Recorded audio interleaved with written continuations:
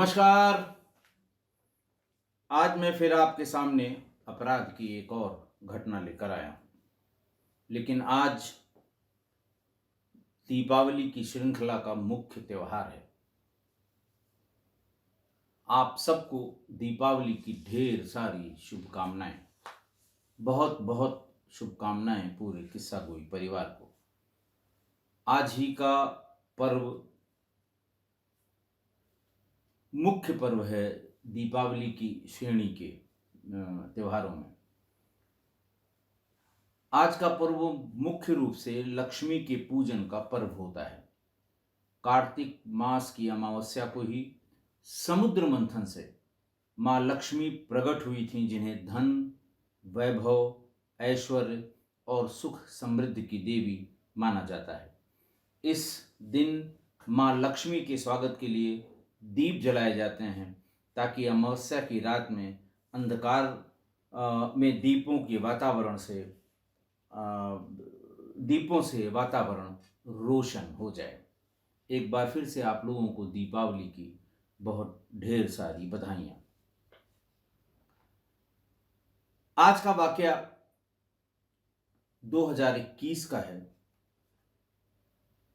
उत्तर प्रदेश का है, गाजियाबाद का है। तारीख है 11 जून 2021। लोनी बॉर्डर थाने में, गाजियाबाद का लोनी बॉर्डर थाना है, वहां पर बलराम नगर डीएससी ए ब्लॉक कॉलोनी में रहने वाले 70 साल के किसान सुरेंद्र सिंह ढाका और उनकी पत्नी संतोषी देवी, जिनकी उम्र 64 साल थी, 11 जून को शाम को करीब 7 बजे उनके बेटे ने पुलिस को इत्तला की कि मेरे माँ बाप की किसी ने घर में हत्या कर दी है।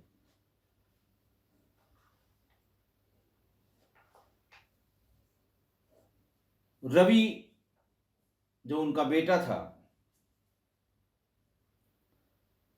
उसकी सूचना पर पुलिस तुरंत मौके पर पहुंच गई।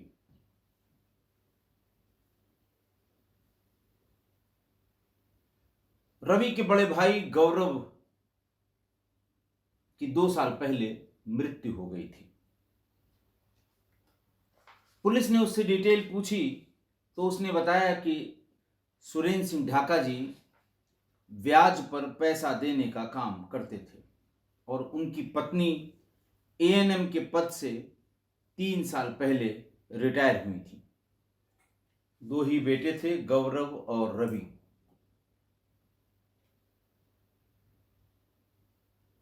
गौरव की करीब 2 साल पहले मौत हो गई थी। उसकी पत्नी सुमन और बेटी बेटा और छोटे बेटे रवि की पत्नी रितु और एक बेटा, ये सुरेंद्र सिंह ढाका और उनकी पत्नी संतोष इनके साथ रहा करते थे। पुलिस ने यह जानने की कोशिश की कि कोई विवाद, प्रॉपर्टी का कोई विवाद। अच्छा, घटना वाले दिन मृतक बेटे गौरव की पत्नी और दोनों बच्चे और रवि की पत्नी और एक बच्चा, ये दोनों अपने अपने मायके चली गई थी। घर में अकेले माँ बाप थे और रवि था। रवि सवेरे अपने काम पर चला जाता था और शाम को लौटता था।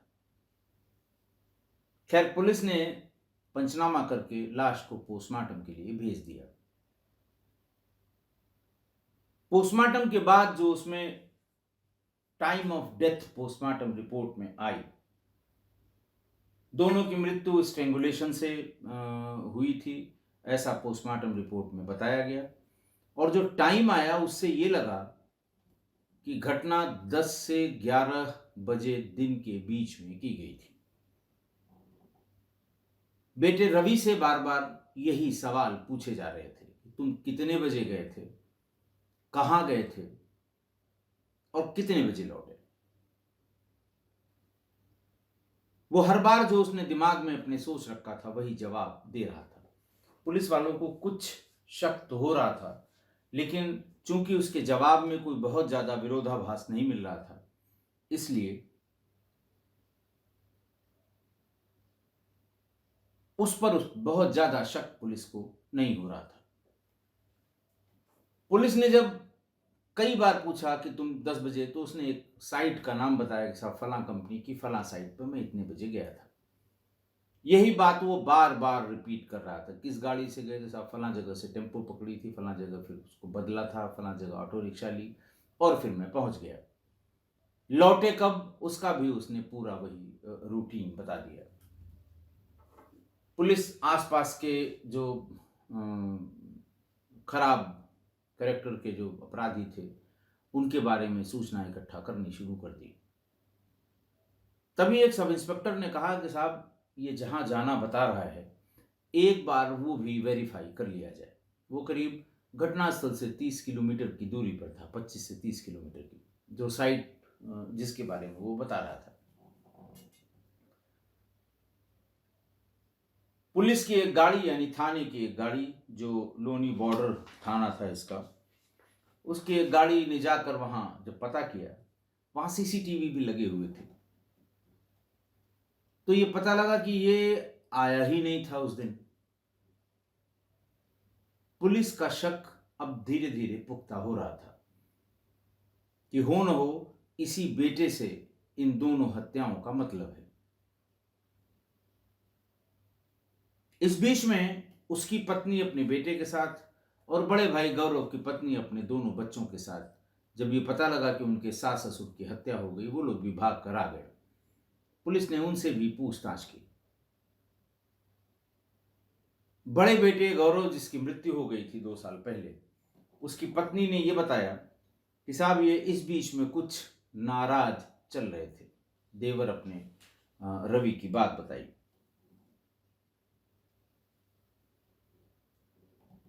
और यह भी बताया कि कुछ मेरे पति के मरने के बाद मेरे सास और ससुर ने बच्चों का ध्यान देने के लिए जो उनके पास बैंक बैलेंस था उसमें से कुछ पैसा हमारे बैंक अकाउंट में ट्रांसफर कर दिया था।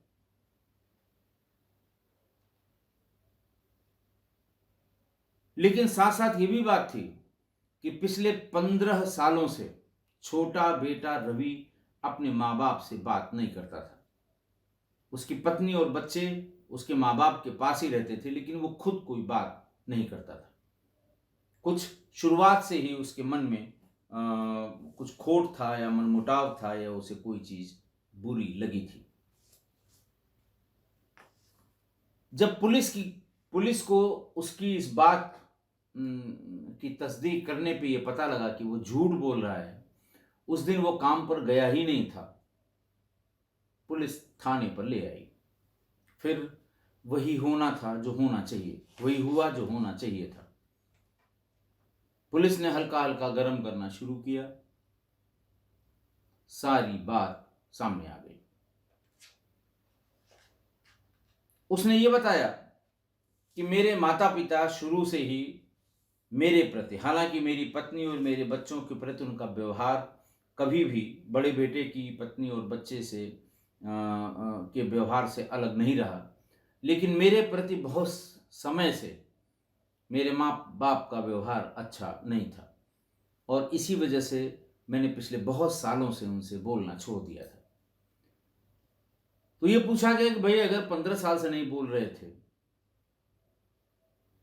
बोल आज भी नहीं रहे थे, तो आखिर ये हत्या करने की तात्कालिक वजह क्या हो सकती है? धीरे धीरे उसने खुलना ये शुरू किया कि जब मेरे भाई की मृत्यु हो गई तो मेरे माँ बाप का झुकाव उसकी पत्नी और दोनों बच्चों के प्रति ज्यादा हो गया बनिस्बत के मेरे पत्नी और मेरे बच्चे के प्रति।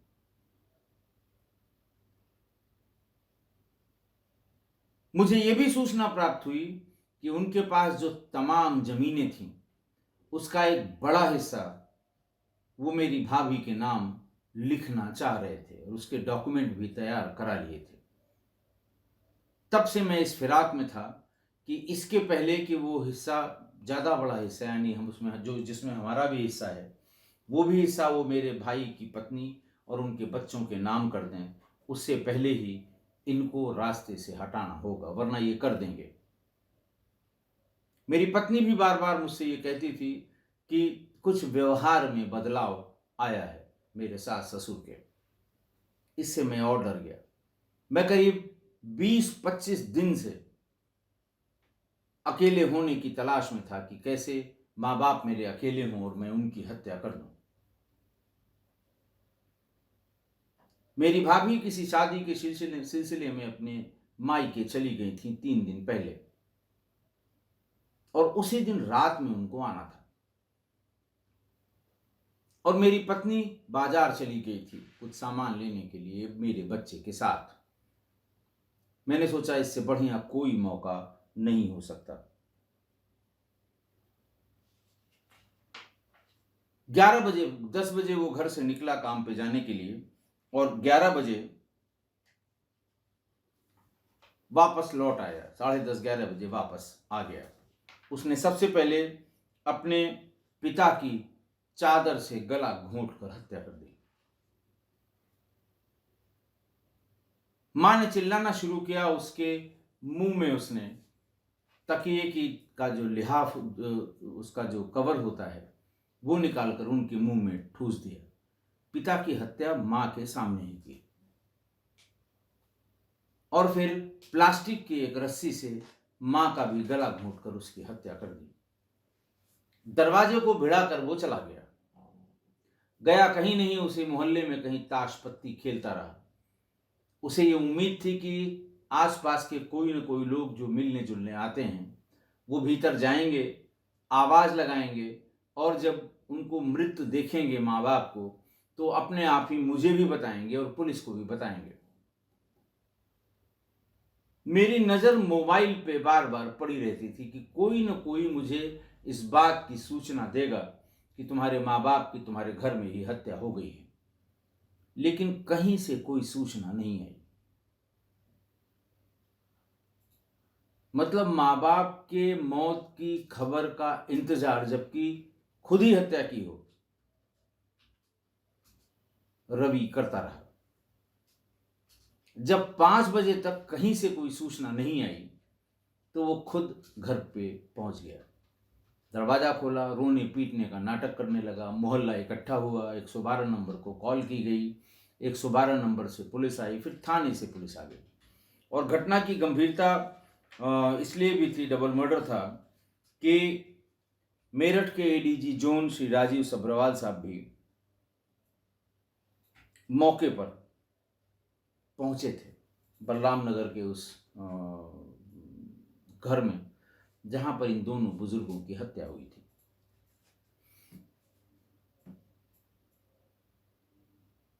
बहरहाल हल्ले गुल्ले के बीच में जब पुलिस को शंका हुई, पुलिस ने आगे पूछना शुरू किया। कंट्रडिक्शंस आए। ये पता लगा कि वो वहां काम करने गया ही नहीं था। तो पुलिस ने उससे कड़ाई से पूछताछ, श्रेणीबद्ध पूछताछ शुरू कर दी थी, और फिर फाइनली मामला ये खुल गया। पुलिस ने रवि को गिरफ्तार करके जेल भेज दिया, माता पिता की हत्या के आरोप में। कितनी सनसनीखेज घटना है। माँ बाप ने पढ़ाया लिखाया बड़ा किया, ऐसी जगह पहुंचाया जहां अपने लिए खुद वो खाने कमाने का इंतजाम कर सके। शादी कर दी, बच्चे हो गए, और उन्हीं माँ बाप की सिर्फ इसलिए कि कहीं बड़े भाई की पत्नी को ज्यादा जमीन न दे दें, हत्या कर दी।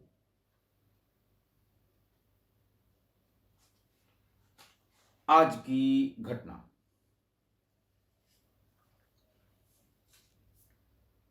बहुत दर्दनाक, हृदय विदारक, और जिसको कह सकते हैं कि कम सुनने में आती है कि जहां माँ और बाप दोनों की हत्या बेटे ने कर दी हो। आत्महत्या के मनोविज्ञान के बारे में मैंने बहुत बताया आपको। बलात्कार के पीछे के मनोविज्ञान के बारे में बहुत बताया, लोगों ने जो शोध की थी उसके बारे में भी बताया। लेकिन इस तरह का अपराध, कम से कम अपनी मां की हत्या, बहुत से बच्चों के बाप से मतैक्य नहीं होते हैं, उनसे मतभेद होता है, बातचीत का मतभेद होता है। कारण यह है कि बाप थोड़ा डिसिप्लिन में ज्यादा रखता है, मां ममत्व के कारण उतनी सख्त नहीं हो पाती अपने बच्चों के प्रति। ये सामान्य सा नियम है। बच्चों का लगाव अपनी मां से ज्यादा होता है बाप के अपेक्षा, क्योंकि पिता समय समय पर उन्हें उनकी गलतियों के लिए टोकता है, कभी कभी सख्त हो जाता है। मैंने इस पर्टिकुलर घटना में, जिसमें बेटे ने अपने माँ बाप को मार दिया, उसके मनोविज्ञान को भी समझने की कोशिश की। जो लोग मनोविज्ञान के विद्यार्थी हैं वो जानते हैं कि मनोविज्ञान बड़ा वाइड सब्जेक्ट है, और शोध पत्र इस पे पहले भी आते रहे हैं, आ रहे हैं और हमेशा आते रहेंगे। किसी व्यक्ति के, किसी समूह के, किसी बिरादरी के, किसी ट्राइबल इलाके में ट्राइबल्स के, अलग अलग व्यक्तियों के समूहों के मनोविज्ञान, उनके रिचुअल्स के पीछे का मनोविज्ञान, उनके दैनिक कार्यक्रमों के पीछे का मनोविज्ञान, ये सब मनोवैज्ञानिक शोध के विषय होते हैं। मुझे भी कुछ थोड़ा मनोविज्ञान के कुछ पहलुओं के बारे में जानकारी हुई जब मैं इस घटना के पीछे के मनोविज्ञान को ढूंढ रहा था। 5-6 बिंदु जो उसमें इस घटना से संबंधित हैं, वो मैं चाहूंगा कि मैं आपको बता दूं। मनोविज्ञान के अनुसार लोग आपके बारे में कुछ अच्छा सुनने पर कम यकीन करते हैं, लेकिन बुरा सुनने पर तुरंत यकीन कर लेते हैं। ऐसा पढ़ने के बाद मैंने कुछ चीजों पर, पीछे की कुछ चीजों पर ध्यान दिया, तो मनोविज्ञान का ये मनोविज्ञान की जो ये फाइंडिंग है, ये बिल्कुल सही है कि आपने कोई अच्छा काम किया, बड़ा काम किया, किसी ने उसको बताया कि साहब फला आदमी ने अच्छा काम किया, तो उसे यकीन नहीं होगा, अरे ऐसा काम कर दिया, अच्छा काम कर दिया, ऐसा वो कैसे कर सकता है। लेकिन अगर आपके बारे में कोई बुरी बात उनको बताई जाएगी, खराब बात बताई जाएगी, नकारात्मक बात बताई जाएगी, नेगेटिव बात बताई जाएगी, वो फौरन यकीन कर लेंगे, हाँ कर सकता है, हाँ लगता है किया होगा। हो सकता है एक आध दो, तुमको किसने बताया, एक आध दो क्रॉस क्वेश्चन कर ले, लेकिन मन में वो खराब बात का यकीन कर लेता है। दूसरा इस घटना से संबंधित है कि कौन किसको माफ कर देता है। महिला पुरुष के मनोविज्ञान में बड़ा भारी अंतर मनोवैज्ञानिकों ने बताया है। मनोविज्ञान के अनुसार अगर किसी पुरुष को किसी बात से तकलीफ पहुंची हो तो वो उसे भूल जाता है, लेकिन माफ नहीं करता।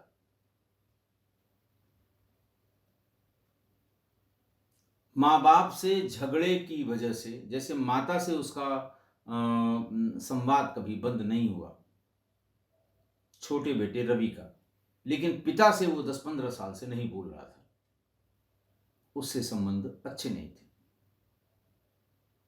ये दोनों पर लागू होता है मनोविज्ञान के इस बात के पहले बिंदु का कि अगर किसी पुरुष को किसी बात से तकलीफ पहुंचती है तो वो उसे भूल तो जाता है, लेकिन माफ नहीं करता। इसका ठीक अपोजिट महिलाओं के लिए है कि अगर किसी महिला को किसी बात से तकलीफ पहुंची तो वो उसे माफ तो कर देगी,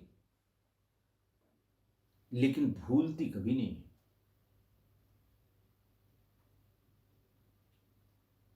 आप कहेंगे, वो फौरन कहेगी जाओ तुम्हें माफ किया। पुरुष से कहेंगे तो भूल तो सकता है वो, लेकिन जब भी माफी की बात करोगी, माफी देने में या माफ करने में तमाम हीला हवाली करेगा। ये बेसिक डिफरेंस है मेल फीमेल साइकोलॉजिकल एटीट्यूड में, जो साइकोलॉजी की किताबों में जो जिस बात का उदाहरण है। तो पिता से जरूर कोई ऐसी बात हुई होगी कि बेटा है वो उस बात को भूल तो जाएंगे पिता, लेकिन माफ कभी नहीं करेंगे।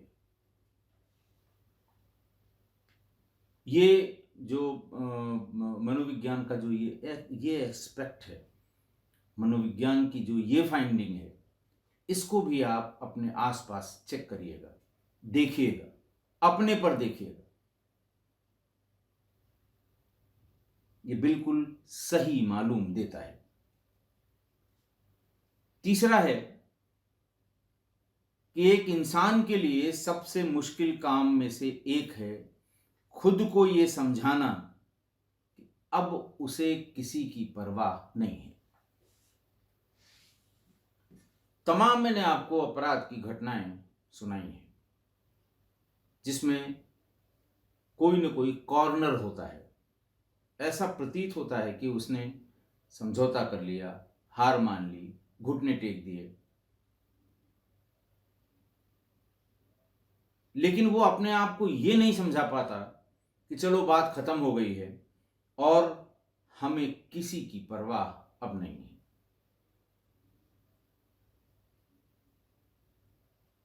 किसी भी आदमी के लिए बहुत मुश्किल काम है ये अपने आप को समझाना कि अब उसे किसी की परवाह नहीं है। यही इस घटना में हुआ।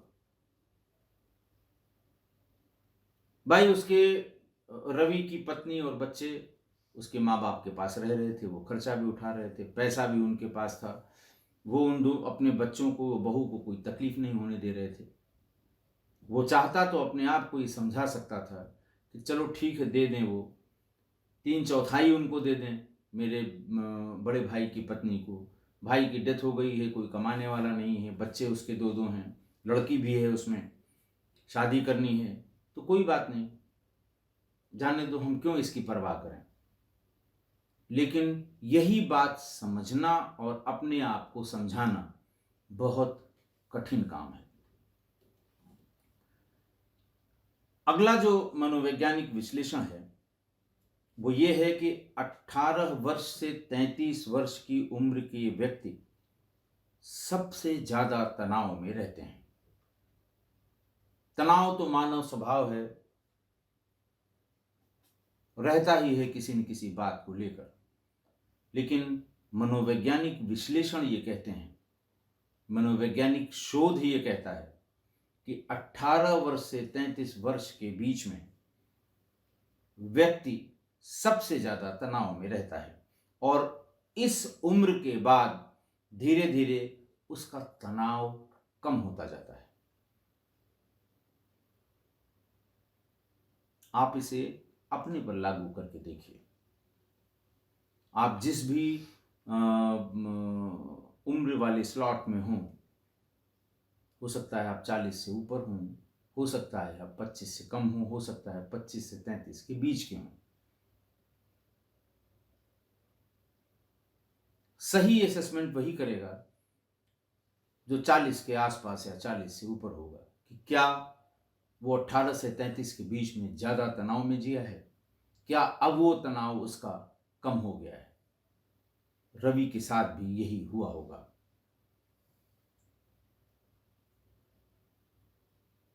कि पिता के ऐसे एटीट्यूड या माँ के ऐसे एटीट्यूड कि वो बड़े भाई की तरफ ज्यादा ध्यान दे रहे हैं, उस तनाव में और गंभीर तनाव में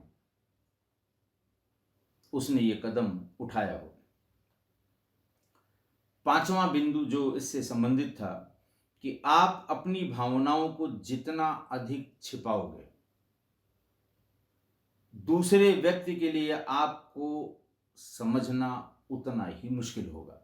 सही है, यूनिवर्सल फैक्ट है, मनोविज्ञान भी इस बात को मानता है। और ऐसे में दूसरे व्यक्ति के साथ आपका संबंध ज्यादा दिनों तक नहीं चल सकता। आप अपनी भावनाओं को जितना छिपाओगे, दूसरे व्यक्ति के लिए आपको समझना उतना ही मुश्किल होता जाएगा, और ऐसे में आपका संबंध बहुत दिनों तक नहीं चल सकता। यही सुरेंद्र सिंह ढाका और उसके बेटे रवि के बीच हुआ होगा, ऐसा मेरा मानना है। क्योंकि सुरेंद्र सिंह ढाका की मृत्यु हो गई, रवि जेल में है, कौन पूछेगा। लेकिन ये मनोवैज्ञानिक विश्लेषण है, मनोविज्ञान की किताबों में है, उनके शोध से ये सब निकला है। ये जो बिंदु मैं बता रहा हूं, जरूर ऐसा ही हुआ होगा कि बाप बेटे के संबंध तनावपूर्ण हो गए, बातचीत बंद हो गई कई सालों से, क्योंकि ये अपनी भावनाओं को छिपाते रहे और वो भी अपनी भावनाओं को छिपाता रहा। एक दूसरे को समझ पाने में मुश्किल होती गई, और इसीलिए ये संबंध बहुत अधिक दिन तक नहीं चले। अंतिम और लास्ट जो इस घटना से संबंधित मनोवैज्ञानिक विश्लेषण है, वो ये है कि मनोविज्ञान के अनुसार हम इंसानों का दिमाग आधे से अधिक समय केवल यादों को दोहराता है, पुरानी यादों को, आधे से अधिक समय। अगर मृतक और हत्यारा यानी बाप बेटे, वो भी आधे से अधिक समय पुरानी यादों को अपने बेटे के बारे में, और ये भी आधे से अधिक समय अपने पिता के बारे में, तो सिर्फ यही बात दोनों के दिमाग में रहती होगी, अविश्वास की। और इसी की वजह से बेटे ने अपने माँ बाप दोनों की हत्या कर दी। बाप की हत्या की क्योंकि माँ ने देखा, माँ की भी हत्या कर दी ताकि पता ही न लगे किसने मारा। आशा है आप मेरी इस बात से सहमत होंगे। आज के लिए इतना ही। बहुत बहुत धन्यवाद।